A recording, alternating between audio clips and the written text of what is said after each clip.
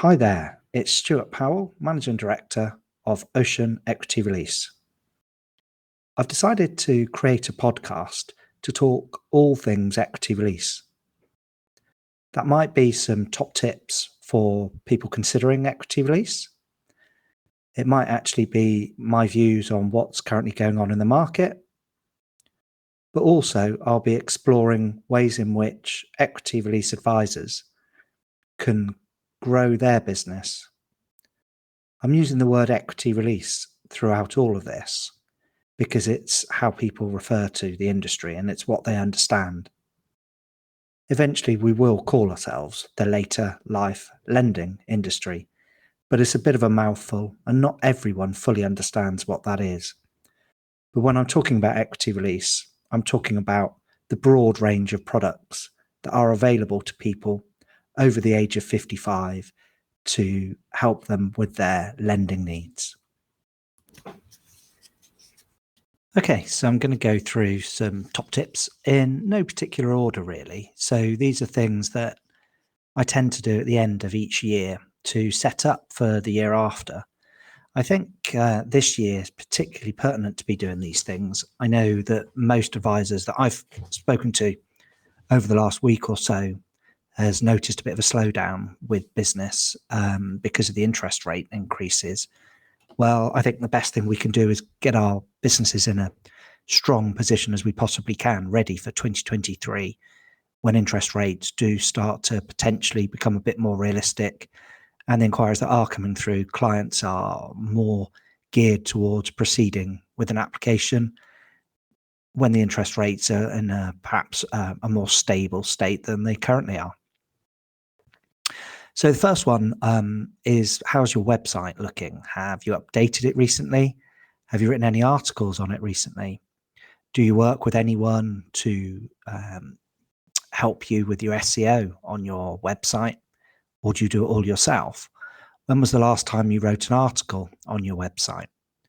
All these things are really crucial for SEO, but also to show yourself as an up-to-date business.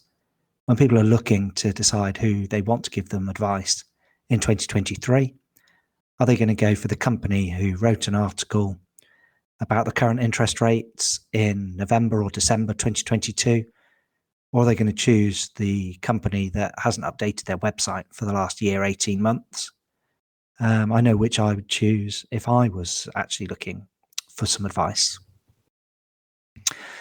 So if your website's updated, if you've written a new article on it, that's a good start. But do the simple things on your website. Check the spelling, check the grammar. Is everything up to date on it? Is it compliant? I think these are all crucial things for us all to do. But November, December is a great time to get this ready for hopefully a highly successful and busy 2023. Top tip number 2, I've touched on it, but SEO. So search engine optimization. I know it's a bit of a dark art, and many of us are fairly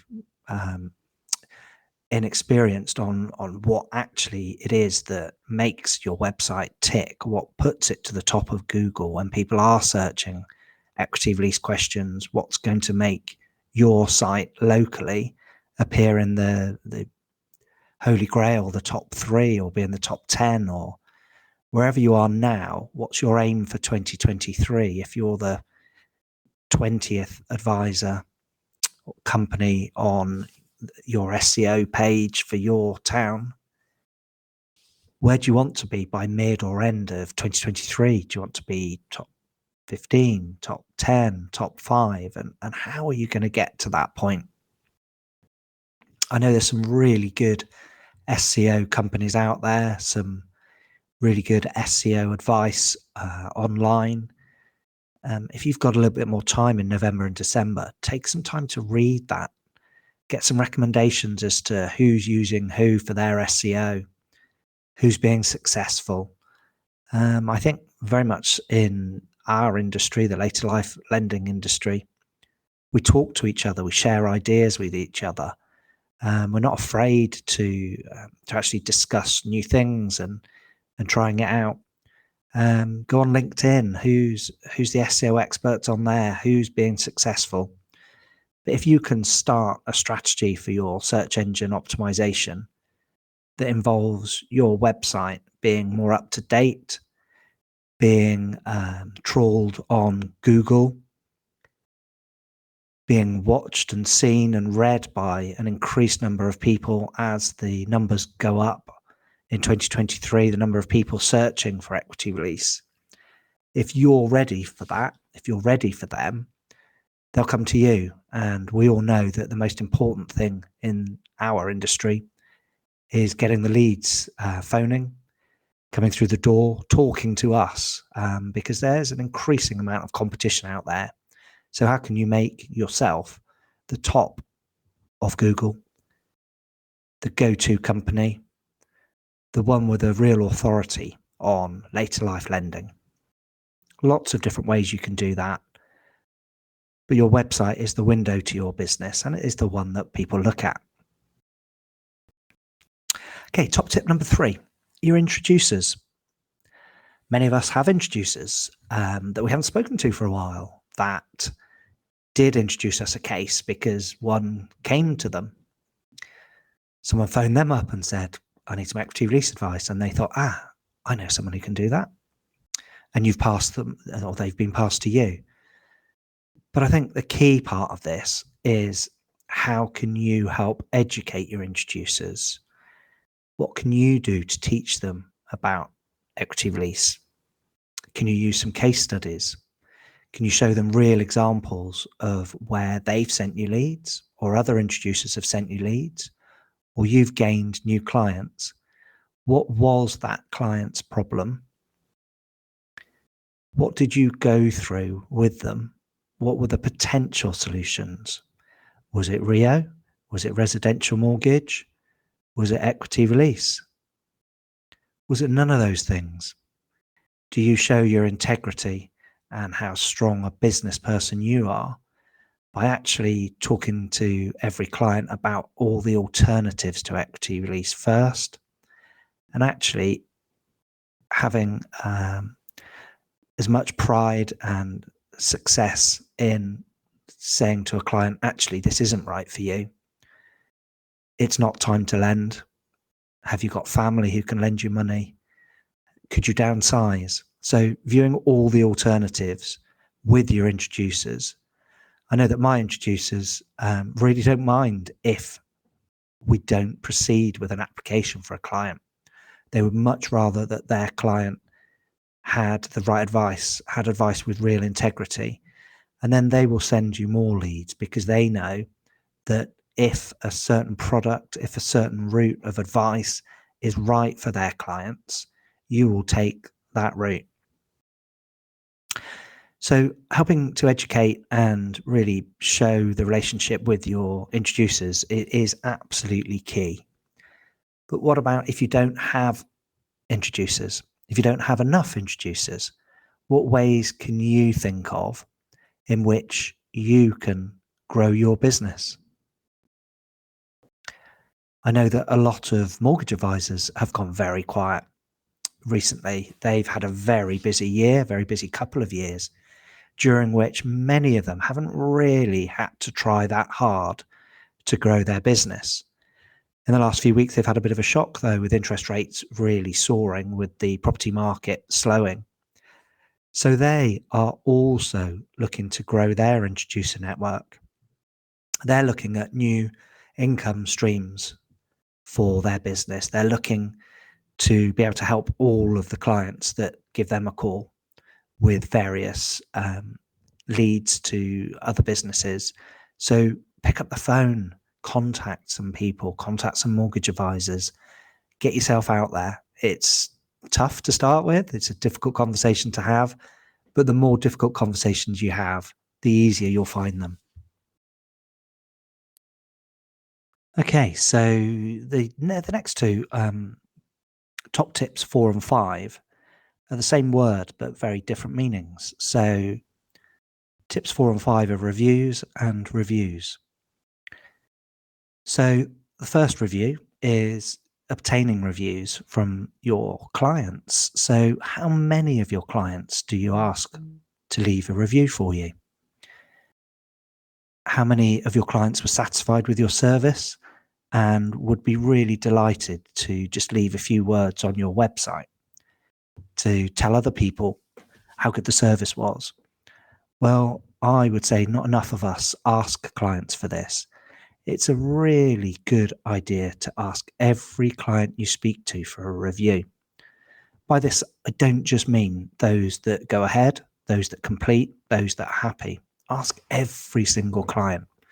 So if you give a client options for their later life lending, and the advice you give them after going through their options is actually it's not the right thing for you to do currently, or isn't the right thing for you to do, or there's a better alternative for you, might be downsizing, could be borrowing money from family, could be lots of different things. Well, you haven't actually proceeded with any business for your client, but you've told them the right thing, you've given the right advice, you've been ethical. So ask them for a review. We do that with our clients, and it's something they're more than happy to do. And for future clients reading your reviews, it's really good for them to see that not everyone that speaks to you is sold to. They're given advice. Sometimes that advice is not to go ahead. So it's really reassuring for your future clients to see that they're not a number that they won't be sold to. They'll be given good, sound, honest, ethical advice and won't necessarily proceed with any business at all. So with these reviews, really crucial that you ask each client and send them an easy link via email for them to then complete. Make it as easy for them as possible. And then follow up, ask them again a week later. And then a week later, ask them a third time. People have busy lives. This isn't hassling them. This is reminding them, making it easy for them, and just telling them how much you'd appreciate them leaving you a very short review. No more than this. If they haven't left your review after 3 attempts at you asking, they don't want to leave your review. So move on. Top tip 5, other types of reviews. Well, what do I mean by this? Well, we generally in the later life lending market do long-term products for clients. It tends to be an advised process that is a lifetime mortgage or a long-term REO product, a long-term fix. Well, how often do we review those clients? I think that we should be reviewing every client on a biennial basis. I had to look up what this meant because I was saying biannual and that's twice a year. I think that's too much. Once every 2 years, biennially, I can't even say it, biennially, I can't say it. Once every 2 years, drop your client an email. Ask them how they're getting on. Ask if they would like a 15, 20-minute review, just to see if it's still the right product. Are they still on the right rate? Have their circumstances changed? Have they drawn down any of the money that they were going to? Just have a conversation with them. It's another touch point. It's great service. It's the right thing to do. Have you got this set up as a system? If not, something really strong to do, ready for 2023, so that your business not only brings on new clients, but really looks after your existing clients. Okay, so my next 2 top tips are referrals and partners. So we've spoken a lot about reviews, but what about referrals? So your most loyal clients are the clients that went ahead with you, that you gave great service to. If we're speaking to these clients every other year, we're maintaining a really good relationship with them. Over a lifetime mortgage, that could be 10, 15, 20 years. But part of that relationship that you should be looking at is how many times have you asked them if they have got any friends or family that would like the quality and level of service that you offer? Could they refer a new client to you, a friend, a family member that you could give advice to? Are you asking these questions? You may think you are, but I will guarantee you are not asking enough of your existing clients to refer to you. Come up with a strategy of doing this for 2023 so you do it on a regular and consistent basis, and that will grow your business. Another top tip is look at your partners. Who do you work with closely within the lifetime lending arena? Who are the solicitor firms that you work with, that you refer to, that you can ask questions of when you've got a complicated case? Who can you refer a client to for their conveyancing that you know is going to do a good job? You know they're going to be able to liaise with the lender's solicitors to get the case to completion, to communicate well with your client and give your client the service standard that you give. If you don't have 2, 3, 4 really good companies that you can say, I would recommend this as a solicitor's firm, the client will choose their own. And as we know, when the client chooses their own solicitor, the standard could be very poor, reasonable, pretty good, but it's rarely excellent. So work on that over the next few months. Also, you will speak to every client about their will and their power of attorney. Who do you refer to for wills and power of attorney? Again, it needs to be a great standard, but it needs to be reciprocal. Who are they referring back to you? Work on these relationships over November, December, ready for 2023. So you're ready to service all of your clients' needs, not just the one that they come to you for. Have you joined the Equity Release Council? I do not understand why someone who works in the later life lending arena isn't a member of the Equity Release Council. They do great work. Their work in 2022 has been superb. How they've grown their business there, how they've grown their compliance department, their website, everything about the Equity Release Council has improved this year. So why not work with them, become a member of the Equity Release Council, and really have that as a stamp of authority on your website with your liaisons with clients? Yes, I am a member of the Equity Release Council. I agree with everything they stand for, and we look after and protect any client who comes to us. So I would absolutely advise you to make that a job for your list if you haven't done it already. Okay, so moving on to the final 3 tips. 8 and 9 are going to be social media and CPD. Social media is something that, as a group of advisors, we don't spend enough time doing. So how much do you plan your social media? How often do you go on social media? Which social media do you use? And what are you trying to achieve by using it? I think most of us are on Twitter, Facebook, LinkedIn, but do we actually actively engage on it, on those platforms? Do we have a strategy for doing so? Do we grow our groups? Do we post often enough? Do we comment on people we know, people we like, people we support? Do we comment on their posts enough? Don't just like a post, put some words on it. Tell people why you like it. Give people feedback. What you'll find is the more you grow your social media groups, the more you post, the more you comment, the more people will do the same for you. And that isn't a like for like. That isn't a network building the advisors within the network only.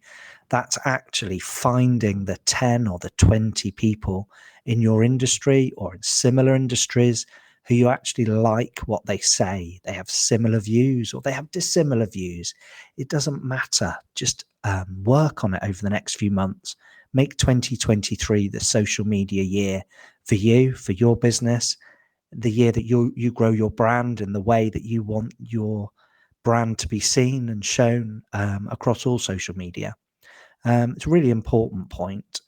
and one that people start to do. So lots of people will do it in January. By February, it's a bit like a diet, really, isn't it? Or joining the gym.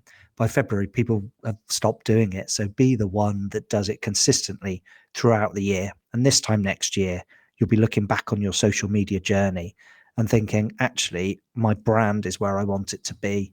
The people I follow are the people I want to follow. And actually, I've really sussed social media. CPD. Now, this is the 9th point on the list. Obviously not the 9th most important. However, the quieter months of November and December are really good months to make sure your CPD is up to date, that you've done everything that you wanted to, or maybe you've added a few bits that you didn't think you were going to do. So by that, I mean, is there anything new that you can do? Is there a paper that you don't normally read, a website you don't normally visit? Do something a little bit different. If you carry on doing next year everything you did this year, your business won't change that much. Do something a little bit different, whether that's different, listen to a different podcast, whether that's a personal thing, whether you, I don't know, go and watch a different sport, go to a theatre that you wouldn't normally go to, go and see a show, broaden your horizons, do couch to 10K, just do something, plan something a little bit different. And what you'll find is the more of this you do, the more of your clients you'll be able to actively engage with. I've lost track of the number of clients that, because I've lived in a lot of places and tried out a lot of different sports and movies and theatre shows, etc., that you can actually say, oh yeah, I've lived there. Oh, I've tried that. Oh yeah. And it just makes you a far more rounded advisor. Also gets your interviews a lot more personal, a lot more geared around what interests that client, and just makes you not be an advisor who just ticks boxes and is a numbers person. It turns you into a person, into a human, into someone that clients want to interact with. So loads of different ideas there, guys. I think I did come up with 10. Forgive me if I missed one out. I did a lot of that off the cuff. Just did a list of things that if I could start my business again, what I would focus on. But every year I do start my business again. In November, December, I think about, what have I done really well this year? How can I do more of it? What haven't I done so well this year? And what can I plan to change in the next 6 weeks to ensure that 2023 is really successful? We're planning on having a successful year, helping and supporting as many later life clients as we possibly can. If any of you have got any thoughts, any ideas, want to have a chat, you know where I am. You've got my contact details. Thank you very much for listening to our first ever podcast. Take care. Bye-bye.